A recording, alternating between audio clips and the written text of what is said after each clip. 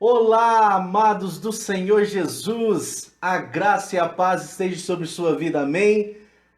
Meu nome é Flávio Brito e esse canal tem o propósito de edificar vidas. Irmãos e irmãs da caminhada cristã, nós estamos falando sobre consolidação, as nossas identidades em Cristo Jesus, amém? E hoje nós vamos falar sobre uma das características e identidade que nós temos que é fundamental. Nós somos justos através da obra consumada da cruz. Eu me tornei justificado pela fé. Amém? Diga aí agora onde você está me assistindo nesse lugar agora. Eu sou justo. Amém?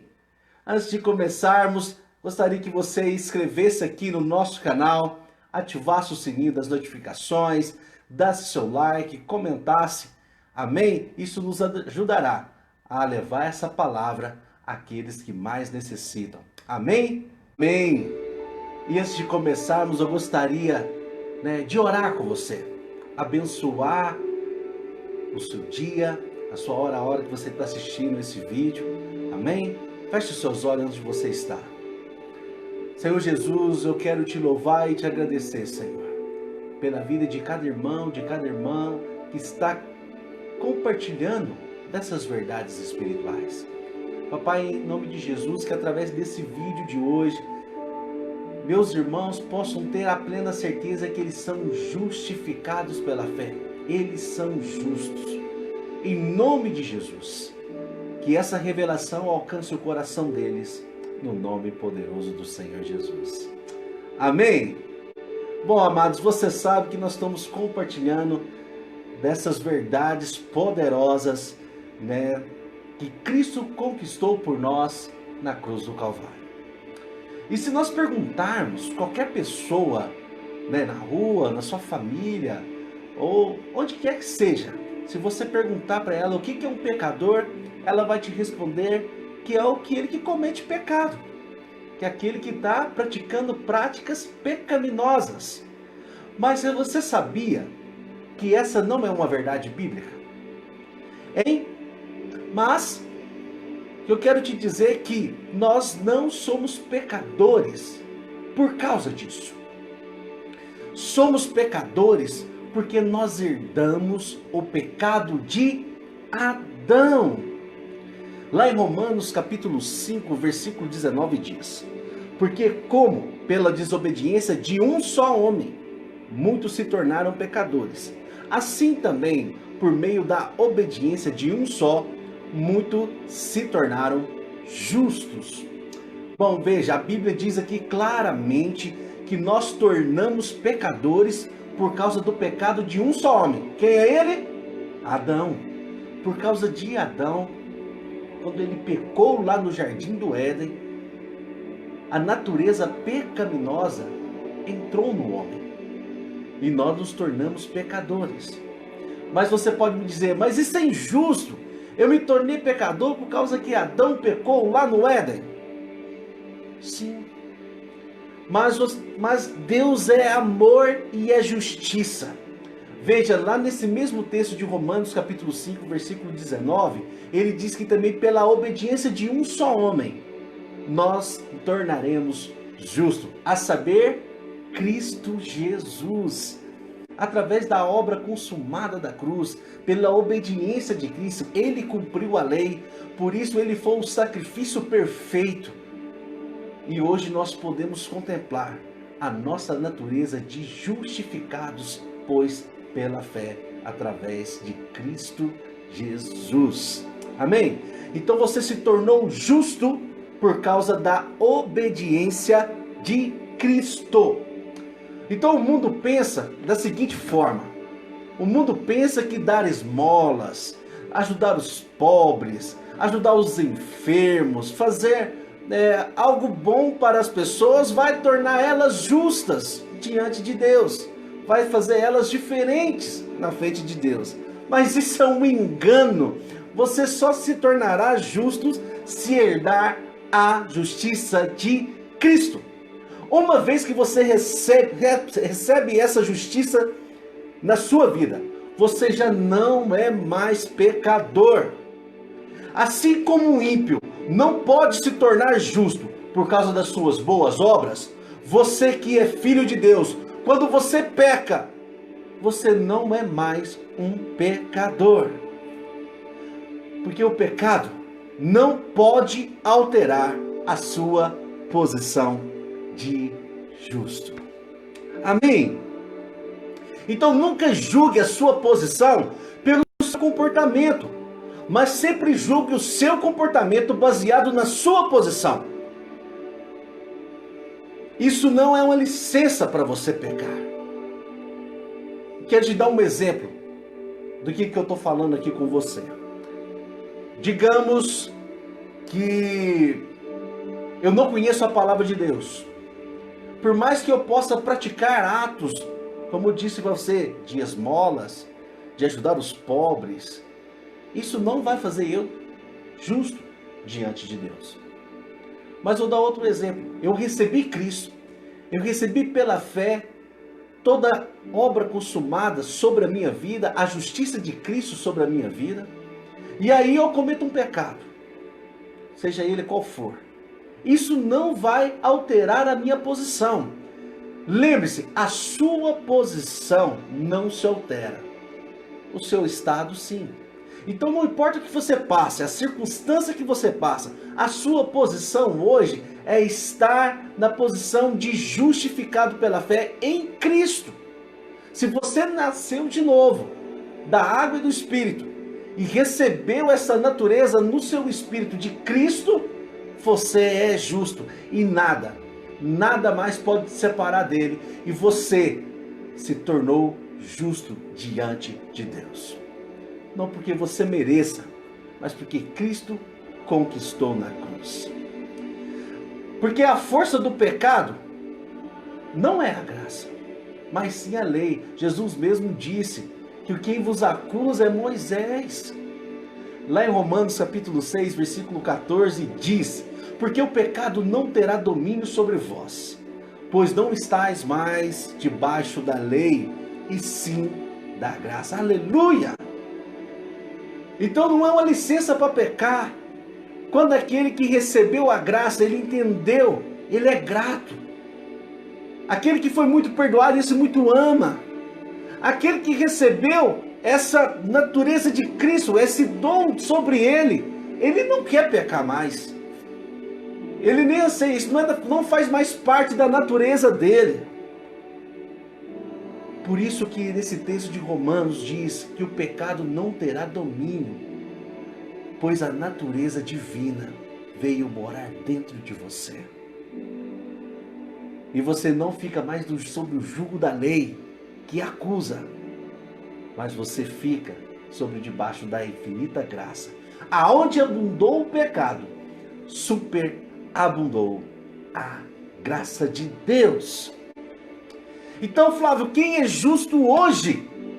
Quem são os justos do Novo Testamento? Não são aqueles que se esforçam para obedecer aos seus mandamentos. Esses não são. São aqueles que receberam o dom da justiça. Não vem das suas obras, mas da sua fé. Aleluia!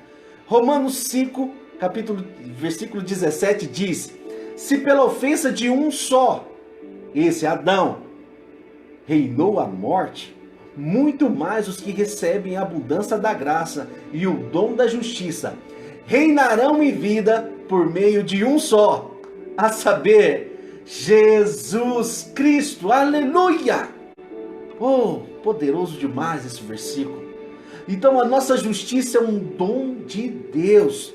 Seu direito de ser justo foi comprado na cruz, pelo sangue de Jesus. Mas muitos crentes hoje vivem o que, Flávio? Vivem debaixo de acusação, vivem debaixo de medo, de um jugo de escravidão. E você não precisa mais, que nenhuma condenação está sobre aqueles que estão em Cristo Jesus. Agora, pois, nenhuma condenação está sobre a sua vida.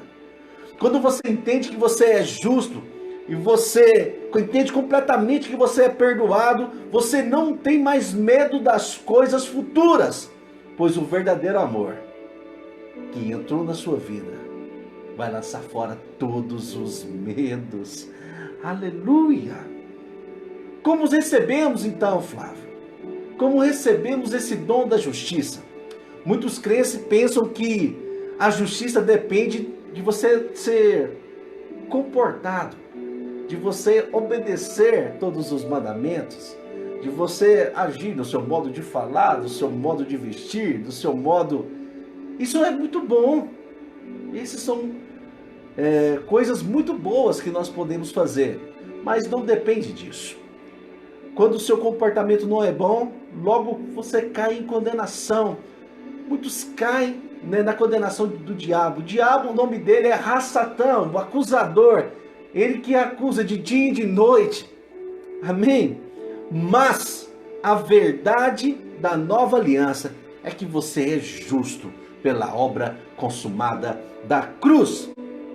Cristo é a nossa justiça. Oh, aleluia! E quando eu caio em algum pecado então, Flávio, o Espírito Santo é a justiça de Deus em você. Ele não te deixa, nada mais faz você se separar do amor dele. Nada, nem a morte, nem a vida, nem o porvir, nem principados, nem potestade, nem altura, nem profundidade, nem largura, nem comprimento, nada, nada, nada, nada mais te separará do amor dele. Tão pouco, quando você peca, você deixa de ser justo. Muito pode por a sua eficácia a súplica de um justo. Lá dizem em Tiago, capítulo 5, versículo 16. Muitos crentes, eles acham que quando ele peca, ele se tornou sujo. Fica debaixo de acusação. E aí ele quer logo encontrar alguém justo para orar por ele. Porque ele mesmo acha que ele não está mais justo. Então nós devemos aproximar de Deus para a seguinte questão: eu me tornei justo, por isso eu tenho hoje livre acesso. Cristo abriu esse acesso. Eu hoje tenho Cristo dentro da minha vida. Por isso eu tenho hoje acesso ao Pai. O véu foi rasgado de cima a baixo, para que nós pudéssemos contemplar Cristo Jesus e pudéssemos orar com confiança ao Senhor. Devemos aproximar de Deus sabendo que nós somos aceitos. Você é amado, você é filho, você é perdoado, você é justo, você é vencedor. São essas suas características. Nada pode te tomar sua identidade em Cristo. Entende isso? Então, como foi a grande troca do Calvário, Flávio? Na troca do Calvário, Jesus, aquele que não tem pecado, cumpriu toda a lei, foi como uma ovelha muda para o matadouro.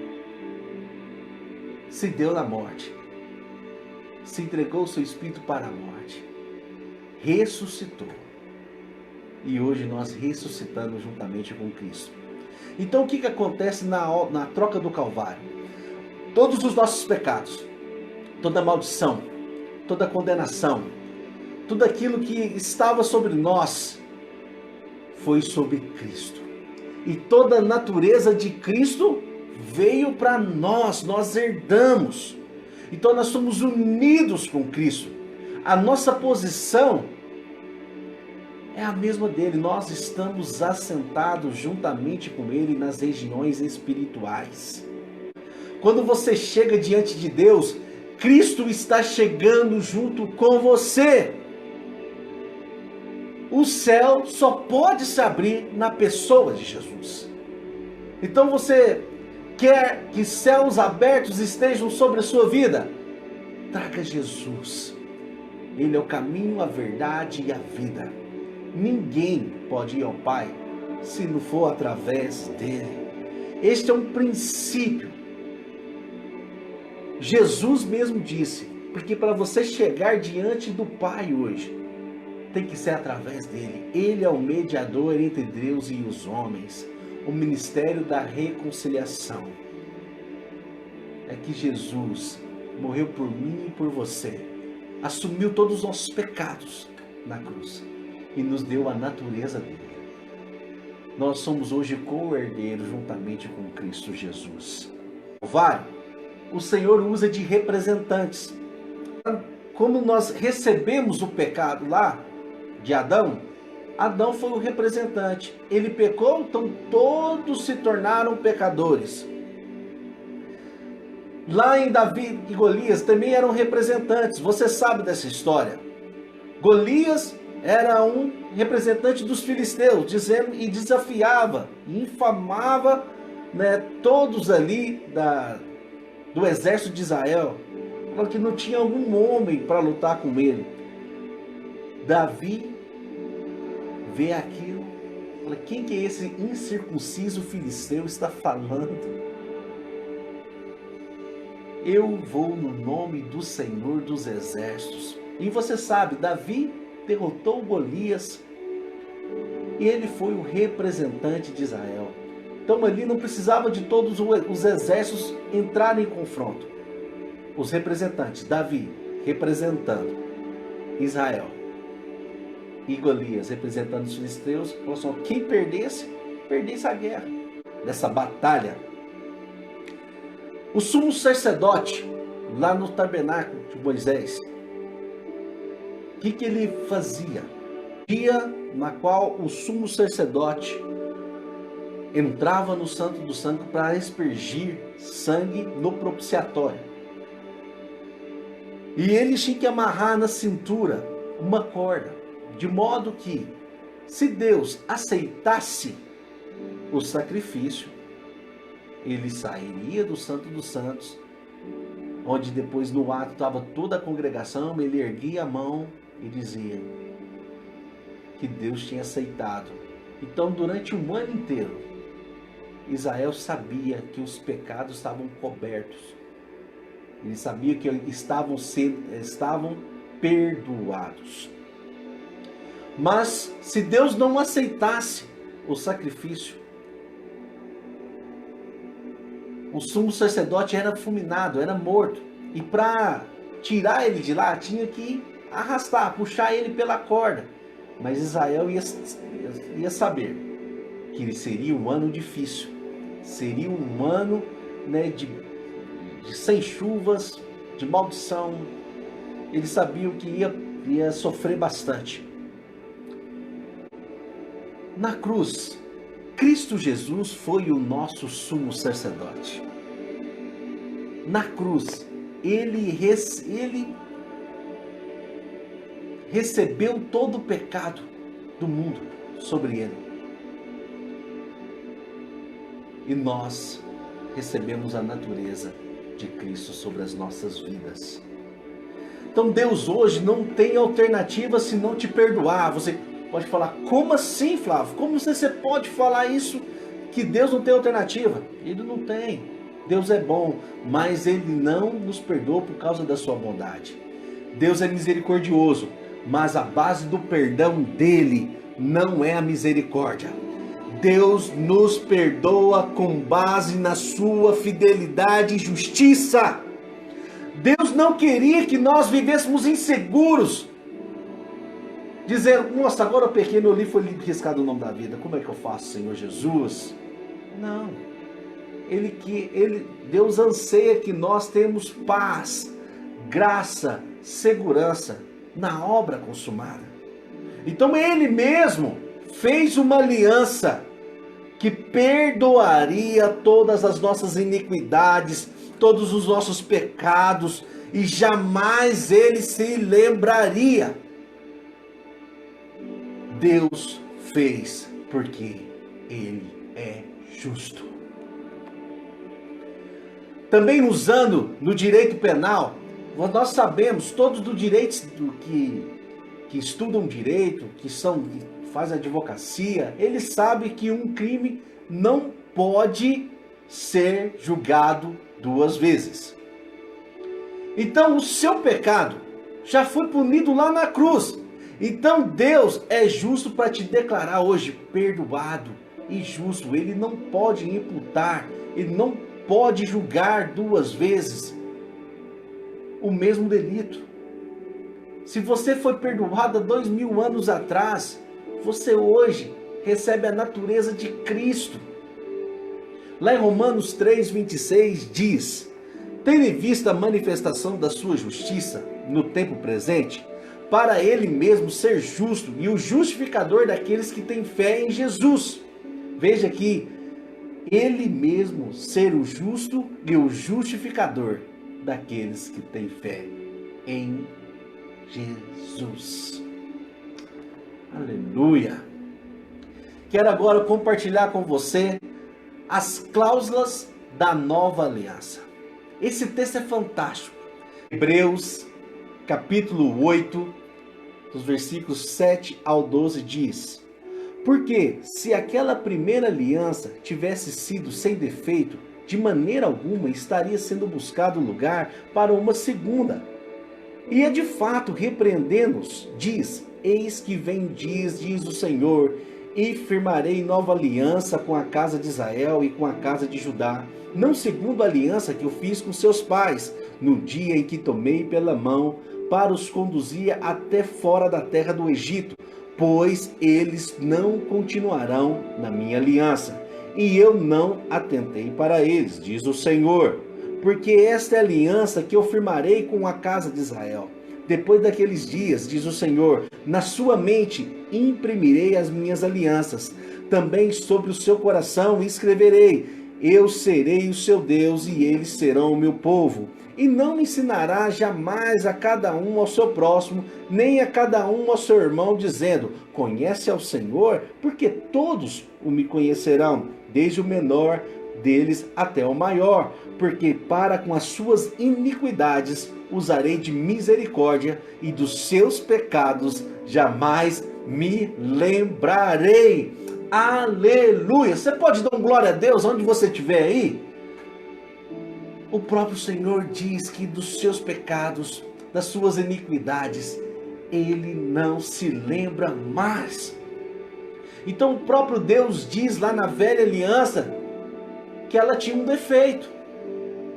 Olha, Deus achou defeito num sistema perfeito, porque seu povo era imperfeito. Vou descer na terra, vou assumir a natureza humana, vou vestir da natureza humana e vou cumprir com todos os mandamentos na qual tinha ordenado. E vou para a cruz ser o sacrifício perfeito. Não há menção aqui em Hebreus capítulo 8 de imposições, condições para que o povo pudesse cumprir. Mas o próprio Deus, Ele mesmo se encarrega de cumprir com todas as cláusulas. Somente imprimirei as minhas leis. Então, o Senhor diz que ia escrever no nosso coração as suas leis e os seus mandamentos. Mas eu quero te dar um exemplo aqui. Imagine se a gente vivesse por lei hoje. A gente declarasse na nossa casa: comerás brócolis. Se a gente não gosta de comer brócolis, mas tem esse mandamento, por mais que a gente coma, a gente não vai ser do agrado. Então qual que é o problema? A lei, ela só muda o exterior. Ela não muda o interior da gente.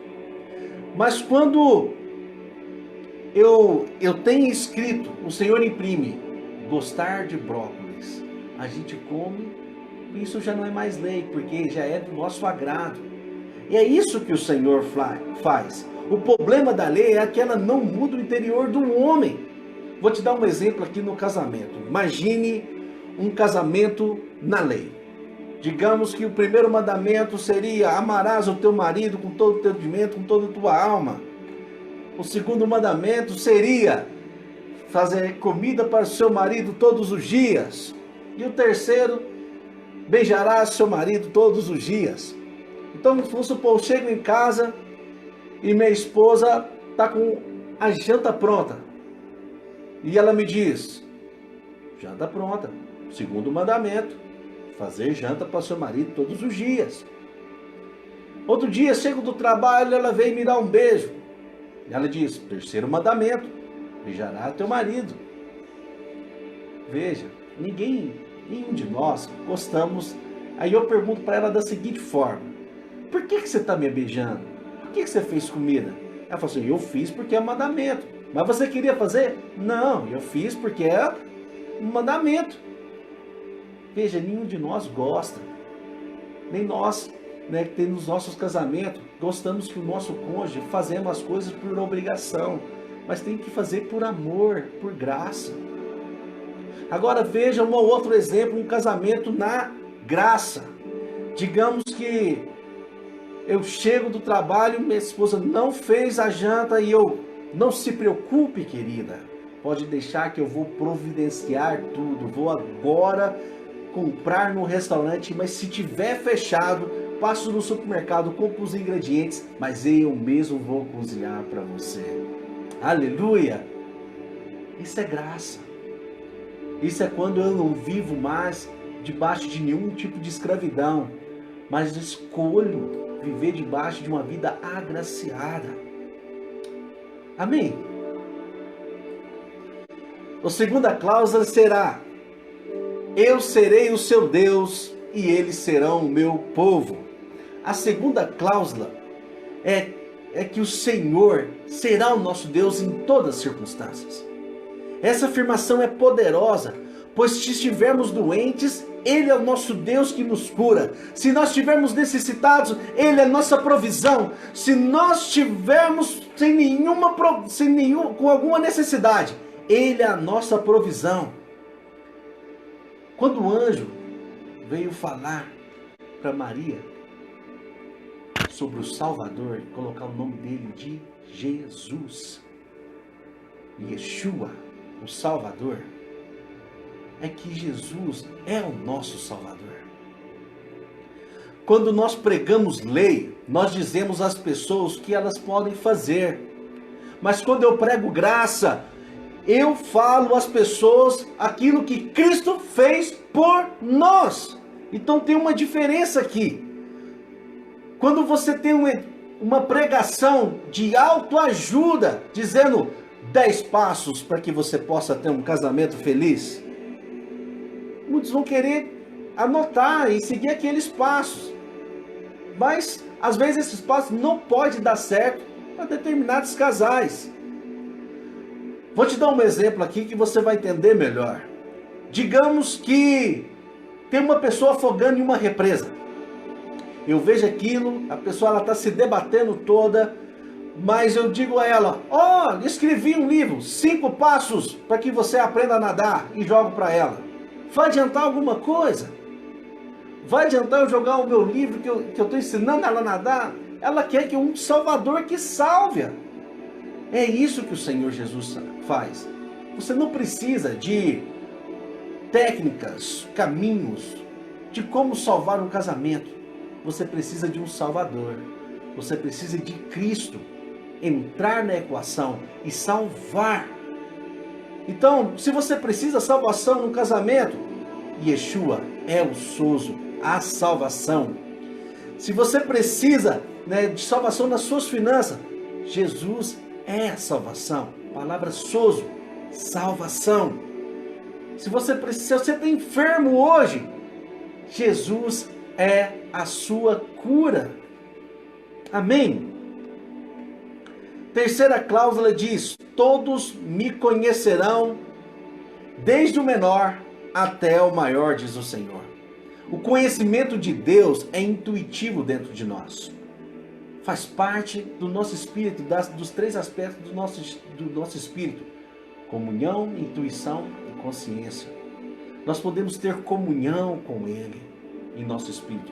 Não importa quem somos, desde o menor até o maior. Amados, nós fazemos encontros de crianças. E quando tem um momento, de elas receberem o Espírito Santo, elas ficam todas, cheias do Espírito, dizendo que o Senhor tem falado com elas, que elas serão pastores, que elas serão mulheres de Deus, que elas vão ser profetas, e elas ficam impactadas, embargadas. O Senhor fala com todos, com todos, com todos, desde o menorzinho até o maiorzão. O Senhor é perfeito. Através do Espírito Santo nós conhecemos o Senhor. Os pecados jamais me lembrarei. A última cláusula aqui, ela que se torna tudo possível a todas as outras. Então, debaixo da lei do Senhor, Deus visitaria a iniquidade dos pais, dos filhos, até a terceira e quarta geração. A maldição hereditária. Lá em Êxodo, capítulo 20, versículo 5, diz: não adorarás, nem lhe darás culto, porque eu sou o Senhor teu Deus, Deus zeloso, que visito a iniquidade dos seus pais, dos seus filhos, até a terceira e quarta geração, daqueles que me aborrecem. Enquanto Deus lembra de algum pecado, Ele tem que julgar. Mas agora, veja, Ele diz: dos seus pecados jamais me lembrarei. Já não estamos debaixo dessa maldição, porque nós estamos em Cristo Jesus. O sacrifício de sangue de animais que cobriam os pecados lá no tempo de Israel era só durante um ano. Mas agora nós temos a propiciação perfeita, que foi Cristo Jesus na cruz. Capítulo 10, versículos 3 e 4 diz: entretanto, nesses sacrifícios faz recordação de pecados todos os anos, porque é impossível que o sangue de touros e de bodes remova pecados. Veja aqui que o autor de Hebreus diz: é impossível o sangue de animais cobrir pecados, remover pecados. Mas o sangue de Jesus removeu os pecados, passados, presentes e futuros, de uma vez por todas. 10, versículos 11 e 12 diz: ora, todo sacerdote se apresenta dia após dia para exercer serviço sagrado e oferecer muitas vezes os mesmos sacrifícios que nunca, jamais podem remover pecados. Jesus, porém, tendo oferecido para sempre um único sacrifício pelos pecados, assentou à destra de Deus. Aleluia! Amém? Então, qual a parte do homem na nova aliança? O que ele precisa fazer para ser justificado? Ele não precisa fazer nada. Ele precisa crer que ele é justo e vive pela fé. Mas por que muitos não conseguem crer que a lei foi escrita em nosso coração? Por que não conseguem crer que Deus é o nosso Deus por meio da nossa necessidade? Por que eles pensam que não podem conhecer ao Senhor? Eu tenho essa resposta para te dar. É porque tudo isso é porque eles não creem que o Senhor esqueceu os pecados. Quando você não tem a consciência de que Deus não se lembra mais dos seus pecados, automaticamente a condenação toma conta da sua mente. E você não tem fé para avançar. Infelizmente, muitos crentes hoje vivem debaixo dessa condenação, acreditando que o seu pecado está sempre diante de Deus. E por causa disso, vivem na expectativa de juízo. Vivem na expectativa que Deus vai castigar. Que nós fomos ensinados pela nossa mãe, que se você temar, Deus vem e castiga. Mas Deus é bom. Deus não quer te castigar. Deus quer te abençoar. Deus quer que você receba através da fé Cristo Jesus no seu coração, para que os seus pecados sejam aniquilados. Deus não se lembrará mais deles. Amém? O texto de Lucas, capítulo 18, versículos 10 e 14 diz: 2 homens subiram ao templo com o propósito de orar, um fariseu e outro publicano. O fariseu, posto de pé, orava para si mesmo dessa forma: ó Deus, graças te dou, porque não sou como os demais homens, roubadores, injustos e adúlteros, nem ainda como esse publicano. Jejuo 2 vezes por semana, dou o meu dízimo de tudo quanto ganho. Quanto ao publicano, estando de pé, longe não ousava nem levantar os olhos para o céu, mas batia no peito, dizendo: ó Deus, se propicio de mim, pecador. Digo-vos que esse desceu justificado para sua casa, e não aquele, porque todo que se exalta será humilhado, mas todo aquele que se humilha será exaltado. Esse texto aqui não está te ensinando a relacionar com Deus, mas da maneira como você pode ser salvo. Quem está salvo é aquele que, quando você faz um apelo evangelístico para aceitar o Senhor Jesus, ele faz essa oração que o publicano fez aqui: ó Deus, se propicie de mim, pecador, e me justifica, tem misericórdia de mim. Depois que você foi salvo, você não deve mais orar dessa forma, porque você se torna filho e não pecador. Mas alguém pode dizer: mas Jesus falou, está escrito. Depois dessa oração, quando você se tornou filho, você já não deve mais orar dessa forma. Você deve orar na posição de filho. Você deve orar da seguinte forma: Pai, eu sou teu filho, eu sou cordeiro com Cristo, fui justificado pela fé e hoje eu tenho a justiça de Cristo em minha vida. Meus pecados foram todos cancelados e o Senhor não se lembra mais. Por isso, Pai, em nome de Jesus, que o Senhor hoje possa derramar sobre a minha casa, sobre a minha vida, toda a provisão necessária, porque eu sou filho, cordeiro juntamente com Cristo. É assim que você deve orar agora. Mas muitos, como é que chega diante de Deus? Eles chegam com o sentimento de piedade. Nossa, Deus, tem piedade de mim, misericórdia. Deus não ouvirá a sua oração, porque se você não orar de acordo com uma oração que honre a nova aliança, Deus não vai ouvir sua oração. Deus ouviu sua oração quando você arrependeu e nasceu de novo, para salvação. Depois que você é filho, você deve orar na posição de filho e não mais de pecador, porque você hoje é justo. Deus é Pai, você é filho e herdeiro.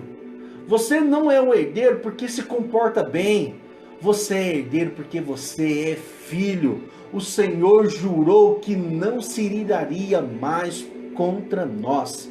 Lá em Isaías capítulo 54, versículo 9 diz: porque isso é para mim como as águas de Noé, pois jurarei que as águas de Noé não mais inundariam a terra.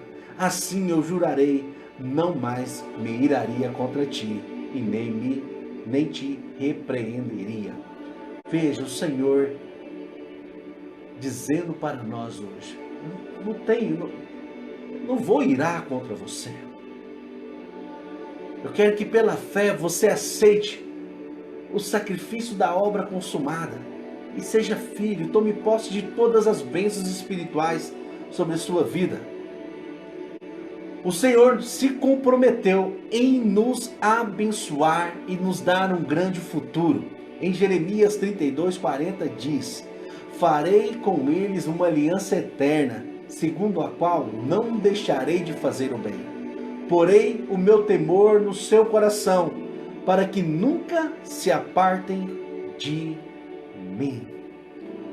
Amados, que hoje, através dessa sua identidade que você aprendeu hoje, você é justo.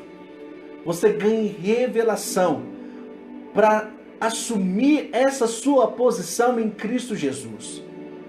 Através da obra consumada da cruz, você foi justificado pela fé. Hoje não existe mais nenhuma condenação sobre sua vida. E o Senhor não se lembra mais dos seus pecados, passados, presentes e nem futuros.